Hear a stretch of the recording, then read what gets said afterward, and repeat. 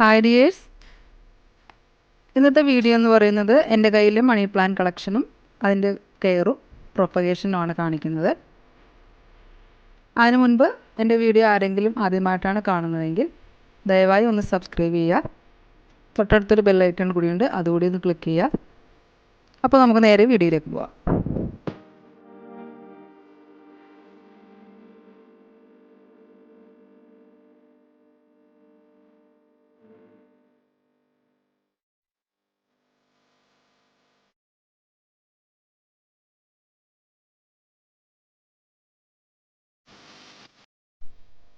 ഇൻഡോറിലും ഔട്ട്ഡോറിലും നമുക്ക് ഒരുപോലെ വളർത്താൻ പറ്റിയ പ്ലാന്റാണ് മണി പ്ലാന്റ് അഥവാ പോത്തോസ്. ഒരുപാട് വെറൈറ്റിയിലുള്ള പോത്തോസ് അവൈലബിൾ ആണ്. എൻ്റെ അടുത്തുള്ളത് golden pothos, neon pothos, enjoy pothos, silver pothos.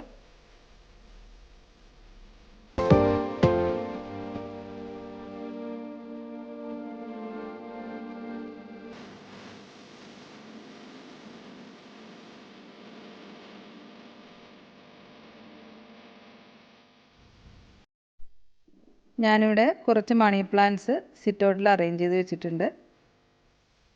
Money plant നല്ല ബുഷിയായിട്ട് നല്ല ഭംഗിയായിട്ട് വളരാൻ വേണ്ടിയിട്ട് രാവിലത്തെ സൺലൈറ്റ് അത്യാവശ്യമാണ്. ഡയറക്റ്റുള്ള സൺലൈറ്റ് അല്ല. മണി പ്ലാന്റ് നല്ല തിക്കായിട്ട് വളരാനായിട്ട് രാവിലെയുള്ള സൺലൈറ്റാണ് നല്ലത്. ആ ഒരു ഏരിയയിൽ മണി പ്ലാന്റ് സെറ്റ് ചെയ്തിട്ടുണ്ടെങ്കിൽ നല്ല രീതിയിൽ തന്നെ അത് വളരും.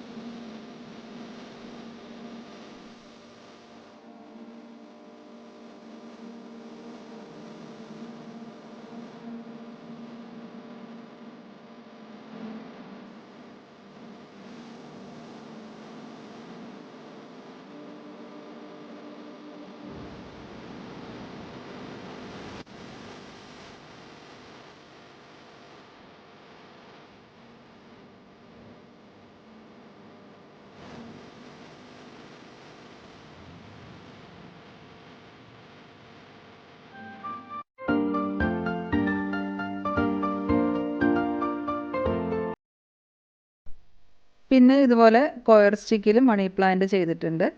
എല്ലാവർക്കും അറിയാവുന്ന കാര്യം തന്നെയാണ്. പൈപ്പിൽ കയറ് ചുറ്റി കൊടുത്തിട്ടുണ്ടെങ്കിൽ അതിൽ കൂടി നല്ല ഈസി ആയിട്ട് പടർത്തി കയറ്റാൻ പറ്റും. പിന്നെ സൺലൈറ്റിൻ്റെ കാര്യം നല്ലപോലെ ശ്രദ്ധിച്ചാൽ മാത്രമേ നല്ല ഗ്രോത്ത് കിട്ടുകയുള്ളൂ.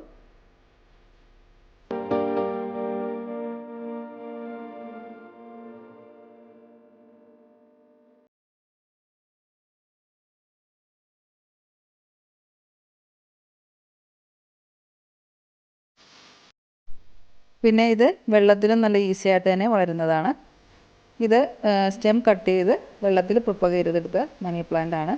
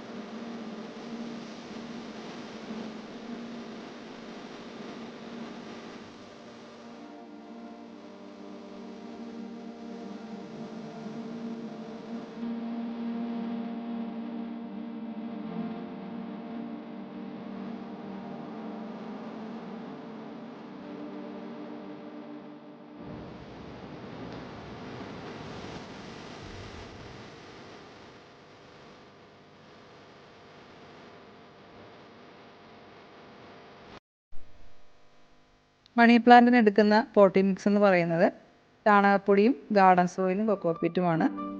ഞാനിവിടെ ഇതെല്ലാം സെയിം അളവിലെടുത്തിട്ട് റെഡിയാക്കി എടുത്തിട്ടുണ്ട്.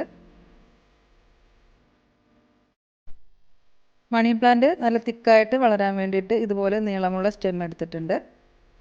ഇത് 1-2 നോഡ് വെച്ച് കട്ട് ചെയ്തെടുക്കുക. എന്നിട്ട് പ്ലാന്റ് ചെയ്യുക. ഒരു പോട്ടിൽ തന്നെ കുറച്ചധികം പ്ലാന്റ്സ് വെച്ച് കൊടുക്കുക. എന്നാലേ നല്ല ബുഷിയായിട്ട് ഇത് വളരുകയുള്ളൂ.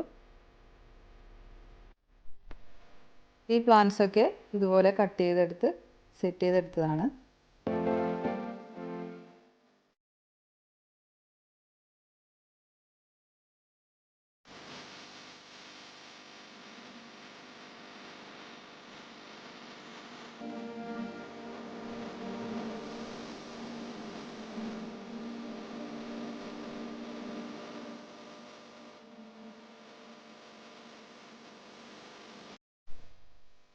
പിന്നെ നമ്മൾ ഇതിൽ ശ്രദ്ധിക്കേണ്ടത് ഇതിൻ്റെ വാട്ടറിംഗ് ആണ്. ഒരുപാട് വെള്ളം അതിന് ഒഴിച്ചു കൊടുക്കരുത്. അത് ഇല മഞ്ഞളിക്കാനും പിന്നെ ചീഞ്ഞു പോകാനുള്ള ചാൻസ് കൂടുതലാണ്. മണ്ണ് നല്ലപോലെ ഡ്രൈ ആയ ശേഷം മാത്രം വെള്ളം ഒഴിച്ചു കൊടുക്കുക. പിന്നെ ടോപ്പ് സോയിൽ ഡ്രൈ ആയാൽ മാത്രം പോരാ, മണ്ണിൻ്റെ അടിയിലേക്കും കൂടി ഡ്രൈ ആയതിനു ശേഷം മാത്രമേ വെള്ളം ഒഴിച്ചു കൊടുക്കാവുള്ളൂ.